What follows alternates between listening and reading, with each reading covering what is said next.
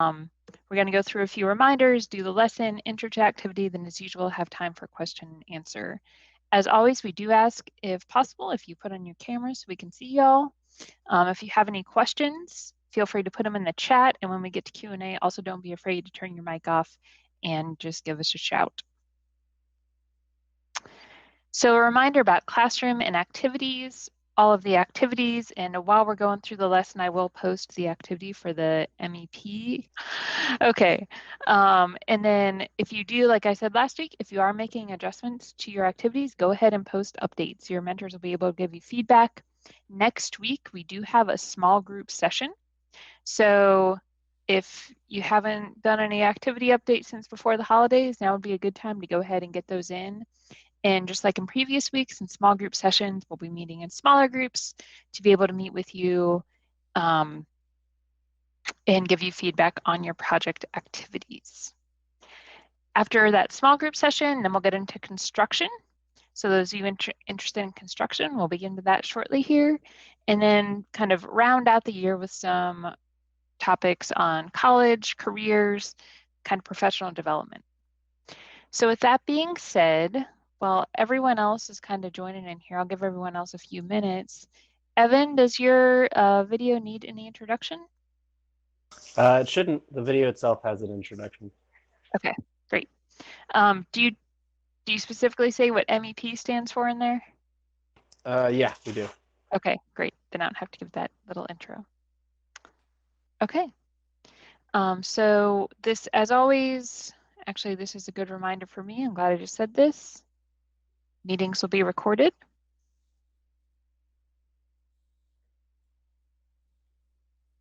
So this session will be available both as just the lesson and as the session as a whole. So let me wait for this recording to start, and then we will go ahead and get started. Hey everyone, tonight we're going to be talking about mechanical, electrical, and plumbing engineering in designing systems for buildings.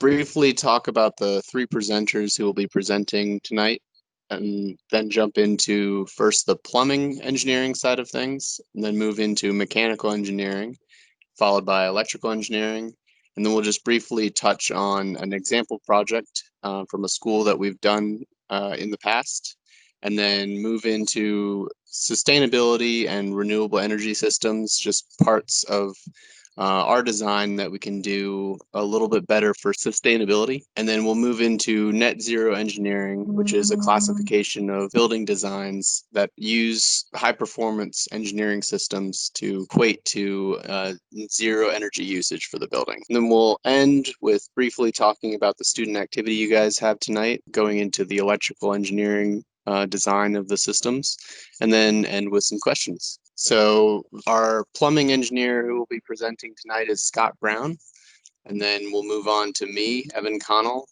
and then finish up with Amanda Brooks. We as a company, Optima Engineering, does both electrical, mechanical, and plumbing, as we've already talked about, as well as fire protection engineering, like sprinkler heads and sprinklers, and then lighting systems and commissioning, as well as renewable energy, energy auditing and analysis, which is more involved with double checking that the building as it's been designed and built meets the goals and needs of the owner. And then building information modeling, which is Revit and BIM, which you've probably heard talked about a few times, as well as we went over in the construction technology lesson. So briefly, looking at this picture, just try and take a look and see what kind of engineering you see. It can be anywhere from the signage that you see in the top left for fire safety, to be able to find it in a smoky room. You have lights, both hanging decorative lights as well as lights in the cove above the cabinet. You have faucets and sinks and water line connections to the coffee maker. And then there's ductwork up high that's serving the room and keeping everything conditioned. Now we'll get into plumbing engineering. Thanks, Evan. Hey, everyone. This is Scott Brown with Optima Engineering. I hope everyone's doing well this evening. I'm going to talk to you guys about plumbing and fire protection, First, I want to just take a minute and commend all of you guys for taking the time being involved in this program. This is something I wish would have been in place when I was your age, but internet was something we had limited access to, and Wi-Fi was still a theory at that point. Taking a look at this first slide, some of the topics I'll talk to you guys about today are going to be domestic hot and cold water systems, stormwater systems, sanitary waste and venting, and utility systems. These are things that you may not realize, but are actually a part of everyday life, whether it's taking a shower in the mornings, washing dishes, flushing a toilet. Hot and cold water are supplied to those faucets that you use, and the drains that you see take care of any sanitary waste. Our next slide will touch on fire protection engineering. We'll talk about fire sprinkler design, standpipe systems, fire pump design, and performance specifications. The majority of buildings that you guys step in and out of on a daily basis, outside of single-family homes, have a fire protection system included in the building. This is not only for your safety, as far as life safety, but also for the safety of the structure of the building itself. You can see in the photos here, to the far left, we've got a schematic of an overall fire protection system. This gives you an idea of the water coming into the building to serve the sprinkler and fire protection system. All of the pumps and valves associated with that system and what it takes to supply the sprinkler heads with water in the case of a fire event. You can see the fire alarm horn strobe as well as the fire alarm pull station in the picture in the middle. I'm sure some of you guys have been tempted to pull that at some point in school. These are also tied into the fire sprinkler system and something Amanda will touch on later. In the photo to the right is the sprinkler head. I think all of you guys have looked up at some point and seen one of these in the ceiling. These will distribute that water in the case of a fire event. These systems have to be designed specific to the building, and NFPA is a code that we have to really dig into and learn those specifics based on project types. In our next slide, you can see a wing of a school. This is around Charlotte-Mecklenburg. It's a school that we worked on at Optima. You can see the core restrooms, both male and female restrooms, along with lab spaces. Each one of these fixtures has a requirement for hot and cold water, as well as waste and vent. In the lab spaces, we have to dig in and design a lab waste system as well. Our next slide will give you guys an idea of the different systems and how they're all laid out throughout a school. You can see the dark blue in the restroom represents cold water, supplying all of the faucets and fixtures. The pink and lighter blue lines represent hydronic supply and return piping. This feeds the HVAC system that keeps you guys warm and cool while you're in the classroom. I know this has been all very high level today, and I wish I had more time to get in depth with you guys, but if you have any questions, do not hesitate to reach out as far as plumbing or fire protection, engineering, and design. With that, I'm going to pass it on to Evan, who's going to tell you guys a little bit more about mechanical engineering. So, as the slide says, my name is Evan Connell, and I'm a mechanical engineer here at Optima. To give some background to mechanical engineering in general, things you will learn in college include how to design systems that move, transmit physical power, flow fluids like water, air, oil, or move heat. This is just a short summary list, though, since mechanical engineering is a very broad field, and it can lead you to work in a variety of industries. In the construction industry, a mechanical engineer takes the systems that other engineers have designed, like air conditioners, air vents, and pumps, and engineer how they work together in a building to provide a conditioned atmosphere. Our job is to make the inside of the buildings comfortable and safe for the occupants, as well as to keep things like mold and microbes out. So the next couple of slides, I'll show an example of what months of mechanical engineering leads to when designing the mechanical systems that you'll find in a school, for instance. This project is one of the schools that we've built over in Charlotte. So when we zoom in on one end of the floor plan, you can see the walls, windows, stairs, and ceiling grid that the architect gave us to make sure our system fits. We then lay out the metal ductwork that carries the air from the air conditioner out to the classrooms themselves. We have more equipment above the ceiling as well that talks to the thermostat on the wall in the classroom to control how much of that air a room needs. We then show the air terminals on this floor plan, or grills, spread out around the ceiling in the classroom to blow air around the room so it mixes with the warmer, stale air in the room to make everything feel more comfortable. It is important that the mechanical engineer designs these systems right to make sure you don't provide too much air where it can be loud and chilly and drafty, or too little air where it could get hot with the sun coming through the windows, as well as moldy when it's humid outside. So then when we look at a picture of those items that were drawn on the plans in the past couple of slides, you can see how they're installed in the building itself. You can see the square and round silver ductwork that can be seen with insulation wrapped around them to keep the air cold as it moves to the ceiling grill in the top left. So once the ceiling tiles are added into the ceiling grid, you can see all of this will be hidden and the air will mix and stay down in the classroom where the students and teachers are. Almost every building you walk into has mechanical systems like this sitting above the ceiling or routed in walls, so keep your eyes open and you might be able to see how much mechanical engineering is out there. Sometimes we also have to use what are called section views along with our floor plans when there's a lot of ductwork and piping all in one place. This is a view here of an air handling unit, which is a large air conditioner with all of the ductwork moving air out to the classrooms. So the blue is conditioned supply air, so that's what's blowing out of vents on the walls and ceilings and floors. The magenta ductwork in this view is a return air coming back from the classroom to get reconditioned. And the green ductwork is exhaust air to get rid of some of the stale air in the building. The blue and magenta pipes that you can see, they're the smaller round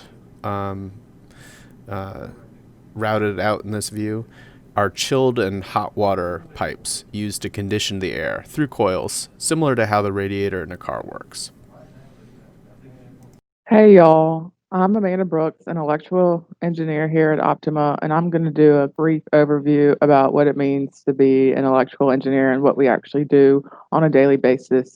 Being the electrical engineer, it does take communication and coordination, not just with the mechanical and plumbing co-workers in our office, but the architectural, structural, civil, landscape, any other consultant on the job, because everything sort of dependent on the electrical distribution in a building to work, from your lights to mechanical to your elevators to the doors to the site lighting.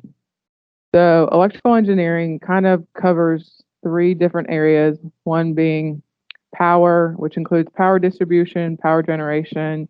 Then you have low voltage, which will include access control, security systems, power monitoring, and fire alarm systems. And then we'll also talk a little bit about lighting. So we design how the power comes into the building from the pad-mounted transformer provided by your power company, which for the most part around here is Duke Power. So in these pictures, you can see the top one is a data center. So these are all the racks in the building. So this would be power as well as low voltage design. And then the bottom is some switch gear in a building. And it looks like a motor control center.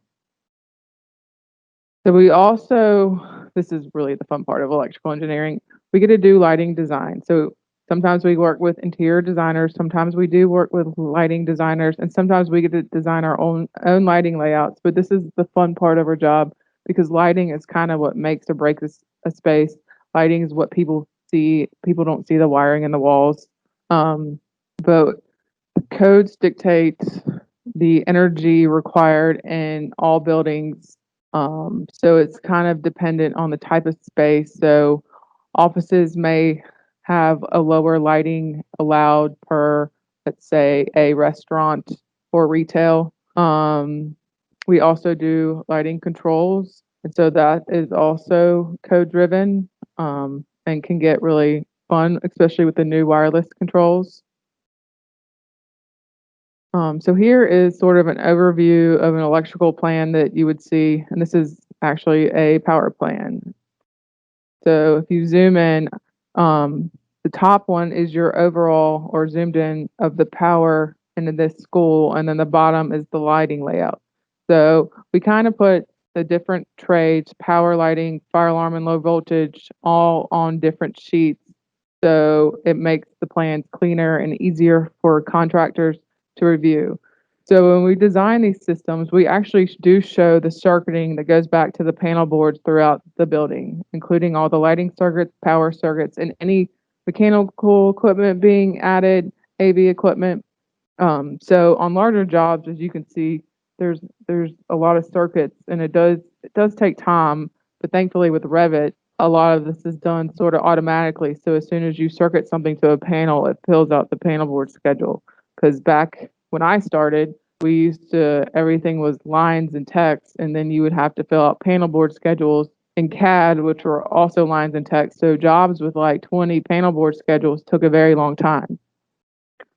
And as I was saying, Revit has made our jobs somewhat easier to help coordinate in 3D. So contractors will say all the time that we design in 2D and they build in 3D, but over the years, Revit has become a tool that has helped with coordination prior to starting construction among the trades, among structural as well as architectural. So here is an architectural floor plan, which you would see 2D on an actual plan, but in Revit or in BIM, this is what the actual plan looks like in 3D.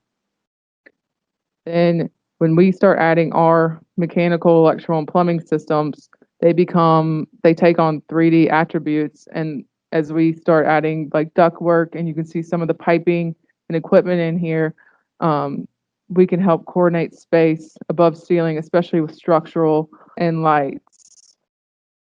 So here's all the systems on a specific floor shown. So you can see there's bar joists, which are structural. There's some light fixtures in here. There's your duct work throughout.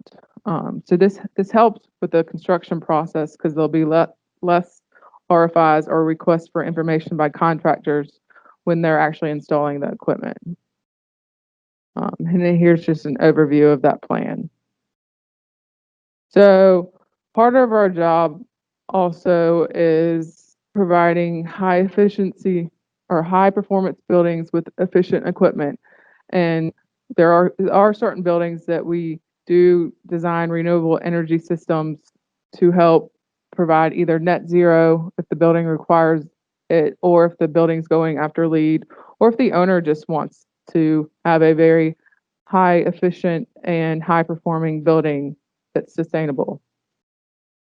So the first one is solar PV. So essentially solar panels just collects the sunlight during the day, and these panels will convert that sunlight to direct current or DC electricity. There's also an inverter connected to all these solar panels, which then change the direct current to alternating current, AC current, which is actually delivered to the buildings like from the power company.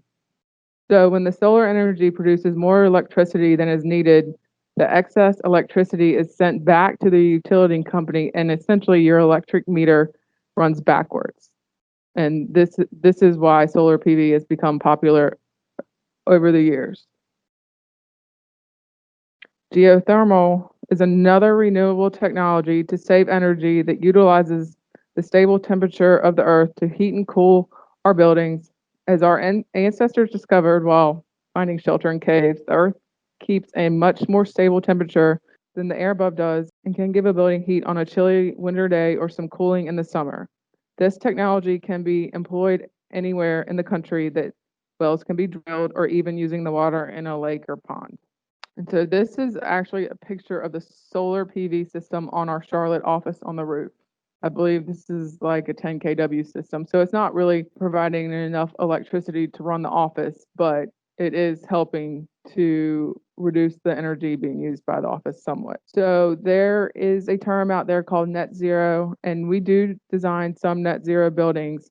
And so essentially they are efficient, high performance buildings.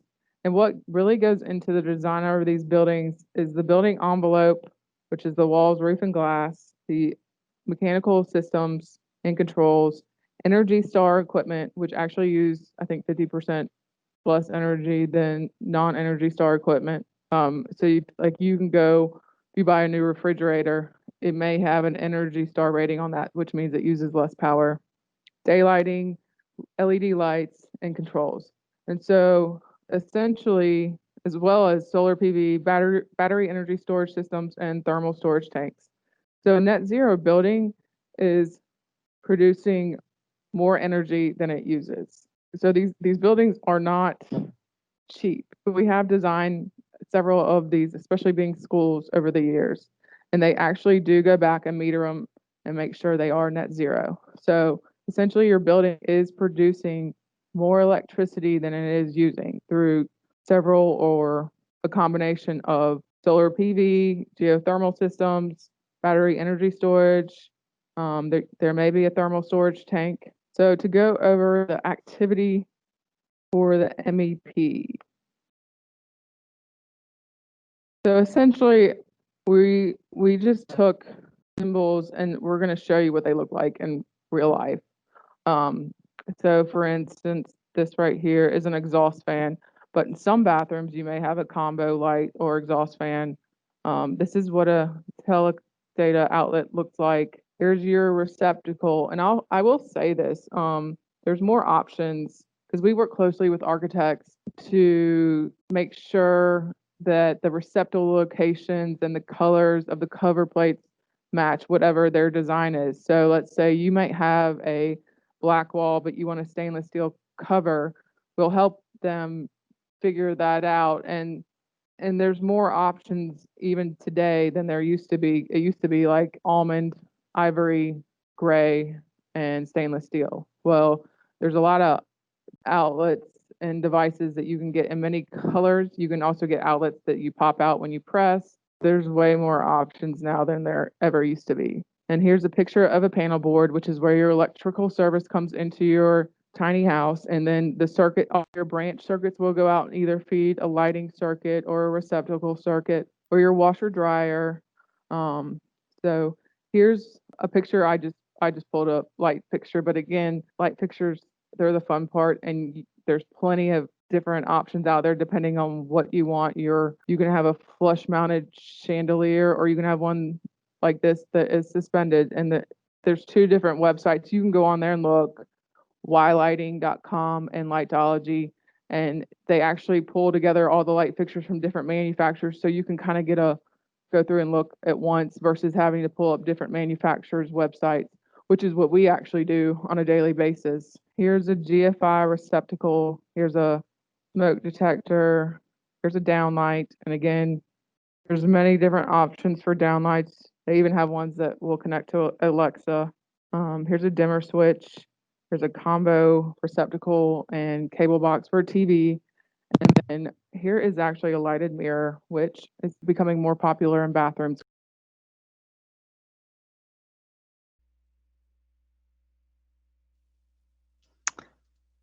Okay, thanks, Optima Engineering. It looks like we had quite a few questions come through. I know we were able to address some of them in the chat.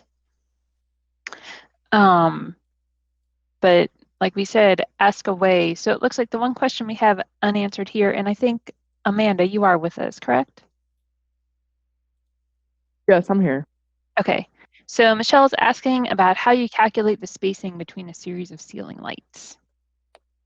So, Michelle, it kind of depends on the light fixture because you can specify light fixtures now, especially because they're LED, and there's what they call lumen output, which is how much light it puts out. So depending on the lumen output, we actually use a program to run photometrics, and the foot candle requirements come from the IES, which is the Illuminating Engineering Society. So we will run a foot candle on a space, and which includes the ceiling heights, We try and coordinate the colors of the walls, floors, and ceiling with the architect because if they use dark colors, that means the light's not going to reflect, so we'll need more light. So there's not really a good answer to that question now, especially with LEDs. It used to be easy with fluorescent, so it depends on the light fixture, what kind of space it is, and the materials in that room. Oh, yeah, that's a good comment from Bob. Can you explain what a foot candle is, Amanda? So pretty much that is the amount of light that the light actually puts out, and it's based on a candle, I believe, putting out 1 foot candle of light. So what they do with light fixtures is the manufacturers put the fixture in this testing, and they will come out with it's called a photometric file, which we plug into um our program we use to calculate the foot candles. So it is based on an actual candle where the word foot candle comes from. Cool. Good explanation. We'll keep the questions coming, and while we wait for a few more questions, do you all want to give, starting with Amanda, kind of a background on education requirements to get into this field? So I will say I did take electrical engineering at NC State, but most of what I learned at NC State, mostly because it was computer based, a lot of what I learned after graduating was more helpful than when I was in school. But I mean, I will say you still have the basics of electrical engineering to pass the professional engineer's exam. But I learned way more about what I do after I graduated than when I was in school, just because everything nowadays is so computer focused versus we're actually on the power side of electrical engineering, and there's not at NC State they don't offer a lot of those classes, but you do have to take the basics, like you have to learn about circuits. We still do a lot of calculations. Is that helpful? Yeah, perfect. Evan? Yeah, and I'll agree with Amanda. With mechanical engineering, what I learned in school covers, because mechanical engineering, like electrical, is a very broad subject, and I can get into a whole range of different industries as a mechanical engineer. So what I learned in college was kind of your general information about how heat moves and how you design machines like transmissions and engines and how heat cycles. I mean, it's a whole range of things topics that you can cover and learn about and can be interested in. But a lot of what I learned that's HVAC and mechanical design related, I learned on the job, basically applying the stuff I learned in college. And then the professional engineering exam nowadays is focused on the area of expertise that you're in, and so it would be HVAC in this industry. And then I'll speak for Scott and Chris for plumbing and fire protection. Our fire protection engineer, Chris Cook, is actually, I believe, an architecture engineering graduate. So he didn't do the typical mechanical or electrical engineering course through college. And then as a professional engineer, you can actually take the exam if you have a certain number of years in a job. And so it's a shorter amount of time that you have to have that professional experience if you have a college degree that relates to it, but it doesn't stop you from getting your professional engineering license down the road. So we have a range of people who are professional engineers that didn't necessarily take, an engineering course in college. And then as far as the PE exam goes, because we talked about it last week too, and this is because I can never remember. Do you are you taking the same one that Amanda takes, depending on discipline, or are they different? They're different. You take your discipline specific, and I think this is the same for mechanical. Even with electrical, you could choose power. There's computer. They've actually, I think, added a couple more. So there's different sub disciplines, but even within each one. Evan, which one did you take? Yeah, it's the same thing. And I actually took the last year where the morning is supposed to be a broad test. You have a 4-hour morning exam, and then you have a 4-hour afternoon exam. So the morning exam was supposed to be broad, mechanical, covers all sorts of different industries. And now if you take the PE, both morning and afternoon are focused on what your specific discipline is. So it would be HVAC design in the morning and then HVAC design in the afternoon. Cool. Thanks. So y'all are starting to think about how you're going to put together this electrical plan for your tiny home. The activity is out there in your classroom now.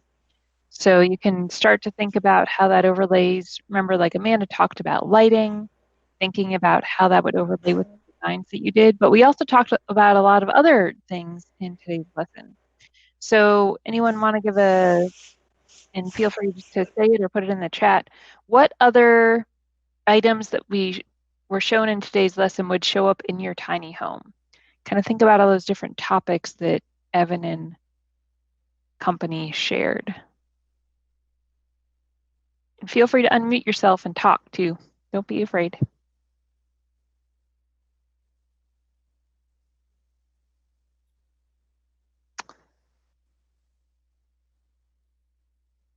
Yeah, and one tricky thing to keep in mind for the mechanical side of things with a tiny home is you typically have to worry about how you're going to heat and cool a space with a limited amount of electrical power.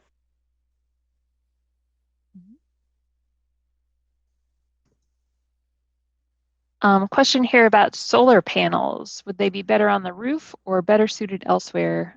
I'll let you all take that one too. So it kind of depends on what's on your roof and what's around your tiny house. So if your tiny house is right beside some trees, your solar panels need to be south facing.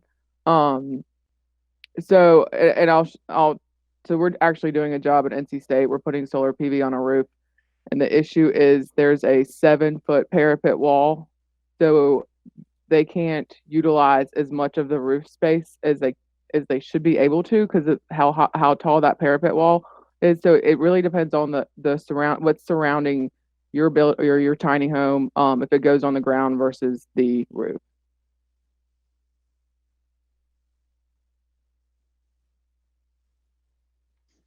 And also, if you all think about, and this might be a good time for you all to kind of think about what we looked at last week too, when we were actually looking at a job site and thinking about these different things that are going to be in our building. So if we break it down, we've hit electrical pretty hard here, thinking about mechanical. So y'all are going to need some sort of mechanical system in order to make your house cool or warm and comfortable. I see Zoo here is pulling up, we're looking right here at solar panel, but think about like sustainability aspects of that. I don't know that this site would allow geothermal, but I know Amanda did touch on some sustainability aspects, or whoever was talking during that portion, that you could think about when you think about the mechanical systems in your home.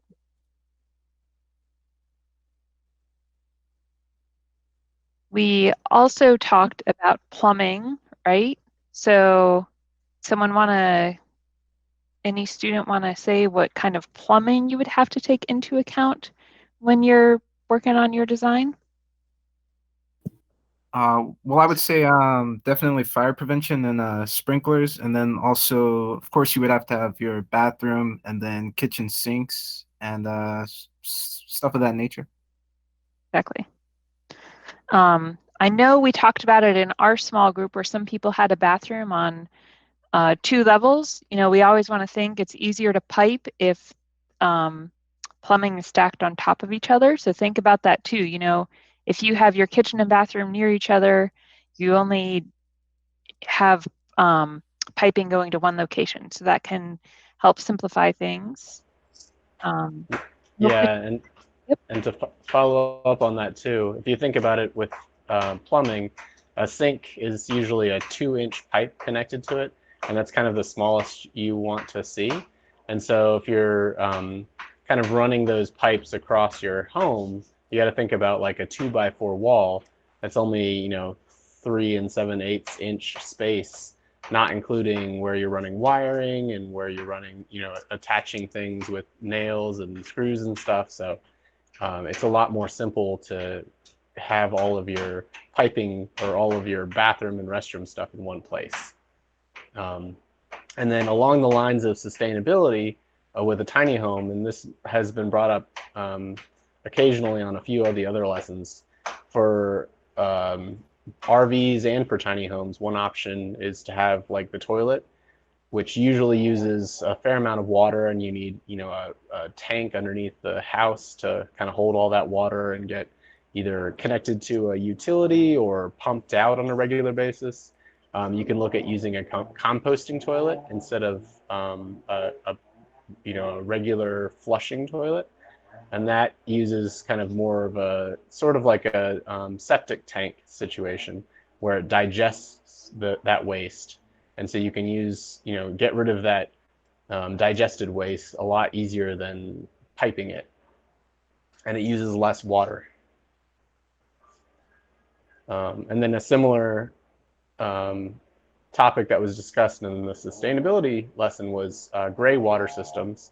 So the thing that we don't see gray water systems being used common as they could be is because it means you need to add a whole second set of piping systems, since you can't have the gray water system be the same as your clean water to your sinks, and you can't have gray water also have human waste in it that becomes a black water system. And so you end up having to increase the number of pipes that are in your house to utilize a gray water system. So things to think about. MEP engineering in general is all about designing a system to the constraints and requirements that you're given. So whether that be how much something costs, whether or not it's kind of the technological design that we have so far, or even, and you know, more importantly, is the space packaging that you have, that you're given, limits what kind of system you can pursue. So Catherine just asked about where to put an air conditioner unit in a home. So you guys have all probably seen a through the window unit that you can buy at Lowe's. That's the simplest of air conditioners that you can probably look for. They're usually not very efficient, but the space requirements for them is literally just, you know, the hole you have to cut in the wall. An alternative is what Zoo's looking up, which is called a ductless split. So it has an outside and an inside component, and it doesn't use any ductwork, which saves space, and you just mount it on the wall, or they have ones that are mounted on the ceilings and all that. And these just are a lot more efficient, and they use what's called refrigerant, which is a special chemical that you kind of use to gather the heat inside the house in the summertime, let's say, and you take it out to the unit outdoors, and you blow that heat outside where it doesn't matter, and it keeps the inside cooler. Similar to how your refrigerator works, how freezers work, they all use refrigerant to take heat from one place to another. And then along the lines of sustainability, you can have more passive designs as a heating and cooling method. So having windows up high and having hot air rises, and so having the windows up high kind of pulling that hot air out and allowing cold air to come in and replace it. Sometimes even just like here in the South, having a dehumidifier to take moisture out of the air is almost enough to make it comfortable in the summer. And in the wintertime, you know, you'll see wood stoves if you have a house that's been designed with enough insulation to make it a passive house. You can get by with very, very little heat going into the space.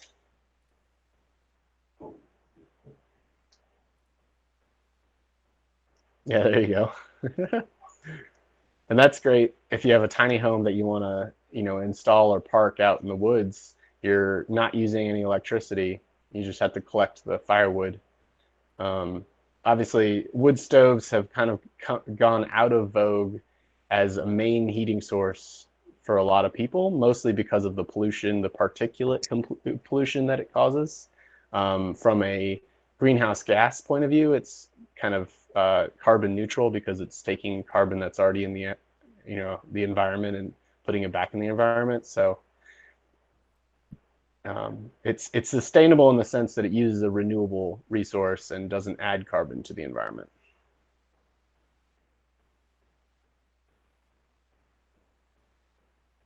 And we've got a question here from Anthony about what a swamp cooler is. Want to go ahead and take that too, Evan? Yeah, so a swamp cooler uses the fact that, similar to how when you sweat, you get the sweat puts liquid on your skin, and then that skin dries. So the act of that water, that liquid evaporating, cools your body down, and that's the method that your body uses to cool itself. So a swamp cooler does the same thing. It takes a fan, and then it has a whole bunch of nozzles that blow and mist air into that airflow the fan's pushing through. And when that water evaporates in the air, it cools that air down. So as the fan keeps blowing that air, it's now colder than when the fan brought the air in. Yep, those are some good examples. And this works really well in locations that are drier, like a desert. Swamp coolers tend to not work as well when it's really humid out because it doesn't make anybody feel better. But we'll see some projects down in like Florida, for instance, where it's really, really humid, where they might just rely solely on a dehumidifier, because a dehumidifier is just an air conditioner that is strong enough to pull the water out of the air, so you have drier air going through. And it actually uses because it uses cold refrigerant to take that water out of the air. It then takes the refrigerant that's now hotter and it puts the heat back into the air, so you get you don't cool yourself too much.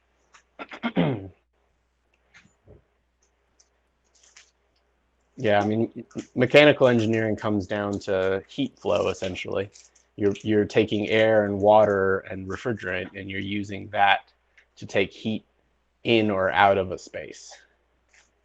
Yeah, this is another, radiant floor heating is another sustainable and low energy idea that some tiny homes can use, although it's harder to implement.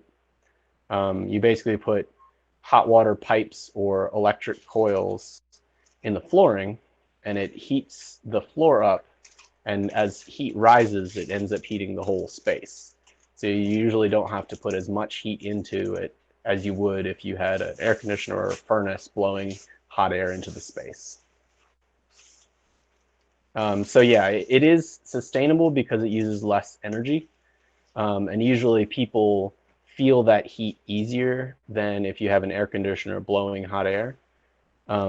So it can be more efficient depending on how you use it.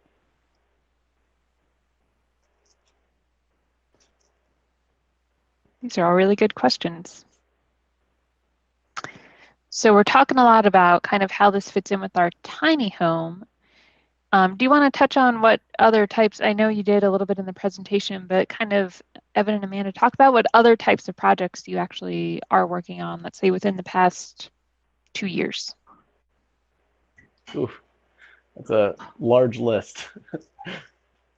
Not every project, just general project type. Sure. Yeah, so I have a project due tomorrow that is a lab for biosciences.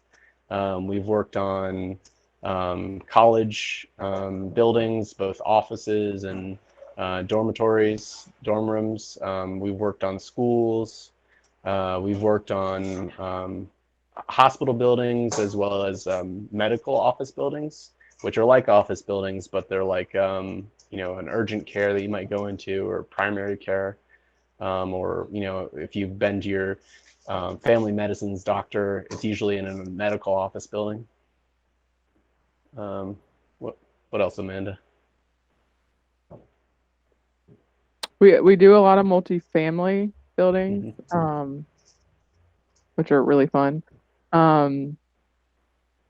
Like you said, K through 12. We do a lot of renovation work, not just new buildings. Yeah, that's some of my favorite projects are renovation works. Like we did a warehouse in Durham that we turned into an office space, and so we were able to kind of use the feel and look of that old warehouse space, but had to add in more efficient windows and had to put in air conditioning to make it more comfortable for a more office setting. Adapting those existing spaces into a more efficient and more comfortable space definitely presents a challenge. So Evan, what are some differences between a tiny home HVAC and a science lab? Ooh, and a science lab? Yeah. Well, so the cool thing about a tiny home is the same thing with home design in general. You can be a lot more energy conscious, and you can focus more on efficiency and sustainability than you can with, let's say, a lab. So a lab is a lot like a lot of other buildings. The main goal isn't necessarily efficiency. And the reason being, like a lab space, for instance, we need to look at safety of its occupants first. That's the primary goal when you're dealing with, could be hazardous chemicals or hazardous microbes. So you end up using a lot more energy in lab design. You have air that's, exhausted out to get rid of those chemicals and diluted into the atmosphere outside, bringing in fresh air. Similar with hospitals, especially during a pandemic. It's all about making safer spaces so that we can get more ventilation air in and reduce the amount of viruses in the space itself. Yep, so those are some lab fans that you'll see on the top of lab buildings. They can get pretty intense and pretty energy heavy usage, unfortunately, but the goal is safety in that case, not necessarily energy efficiency. But with a tiny home, it's a lot easier to go for comfort, but still be efficient. And if you Google search passive home design, that's a good example of how you orient the building, like we were looking at the landscape layout. That fourth one on the top is one I like to turn to. So this cut through is an example of, it doesn't show any MEP systems at all, but it's actually designing for the mechanical systems of comfort. So you have the roof designed so it blocks summer sun, with that overhang blocking that sunlight from the windows, so you don't get as much heat coming through the windows. But then in the winter, it comes through the windows because you want the heat. And then it hits the floor and it heats up the space just like radiant heating would. And so that uses a passive solar heating. And then in this situation, you'd put the solar panels on that roof facing the summer sun to generate electricity. And then in the summertime, what isn't really shown is you've got that arrow of air coming through the windows on the left. So one option is you could put windows up high on the right so that air can kind of breeze across the house and blow across.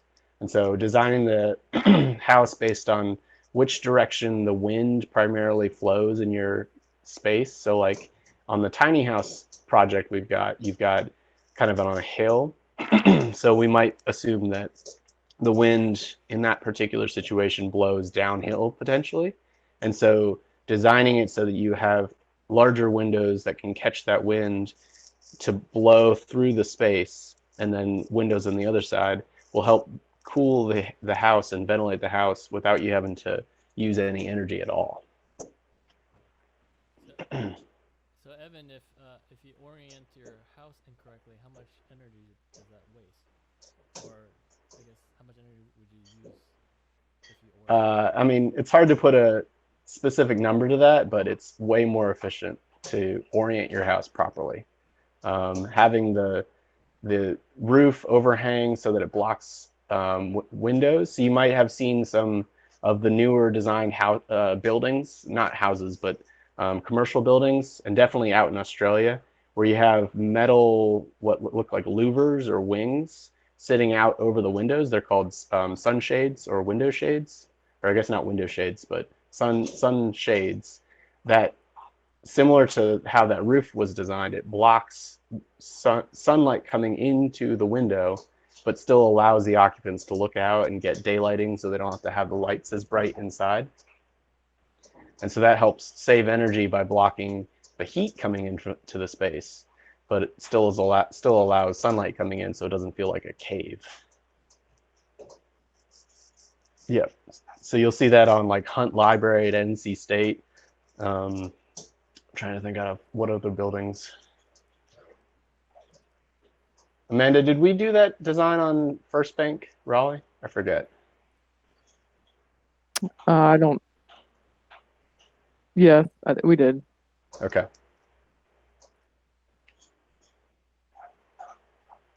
And that's obviously more of an architectural element, but that's a good example of when, you know, the MEP engineers and the architects and the structural engineers can all come together and coordinate on a, you know, a combined vision. And more often than not, this depends on kind of the owner of the building really pushing for it and wanting it to be more efficient and greener. You can really come up with some really cool solutions from an architectural point that save energy on a mechanical or electrical or plumbing point, and vice versa. So similar, like having the bathrooms right above each other can save on plumbing, and that's just an architectural decision, but it helps, you know, reduce how much material you use to build the place, or how big the pipes have to be to drain things together.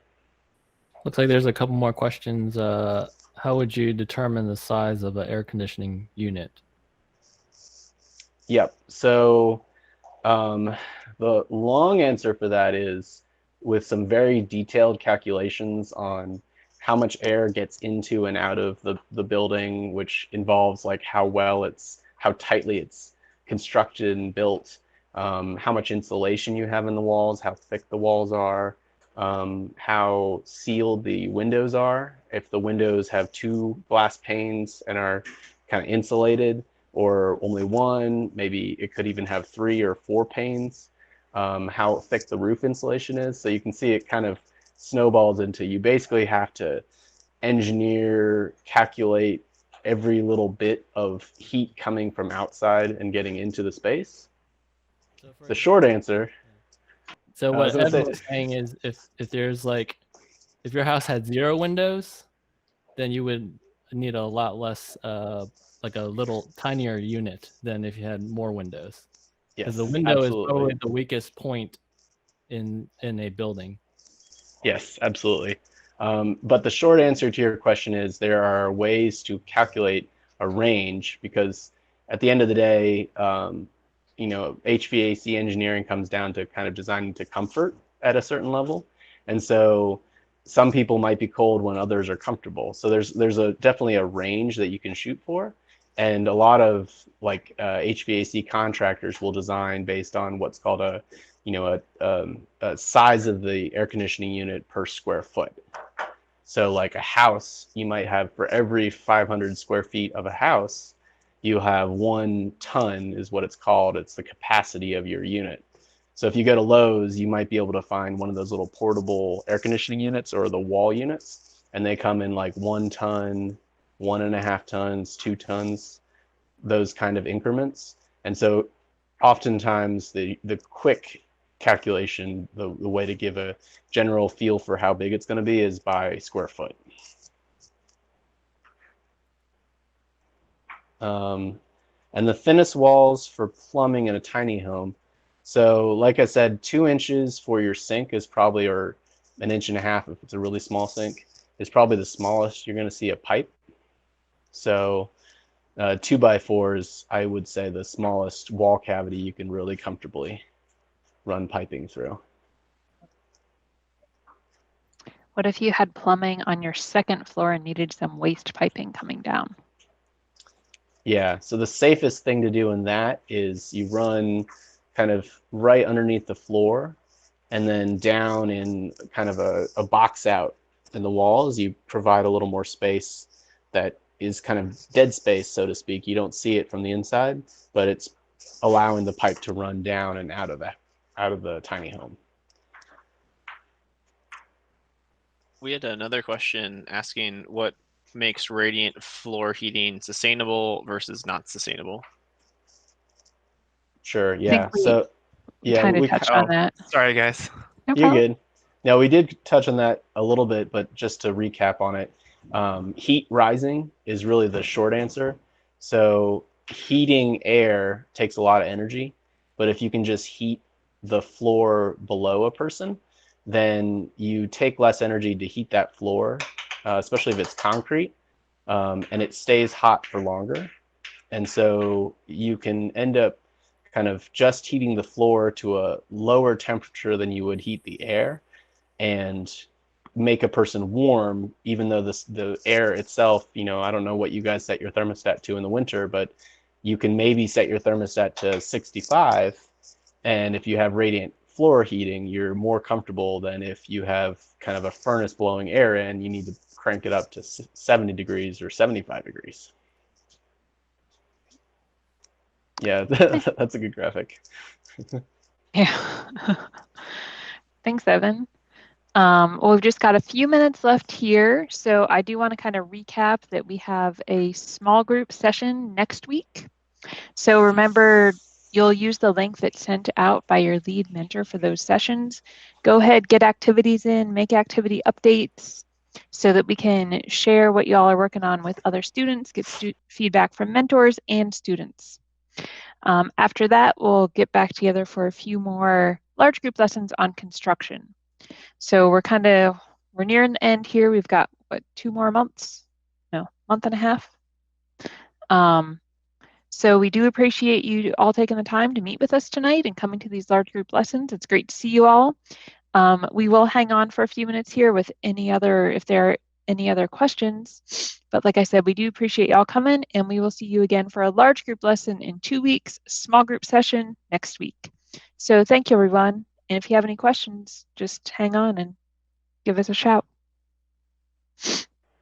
Thanks, guys.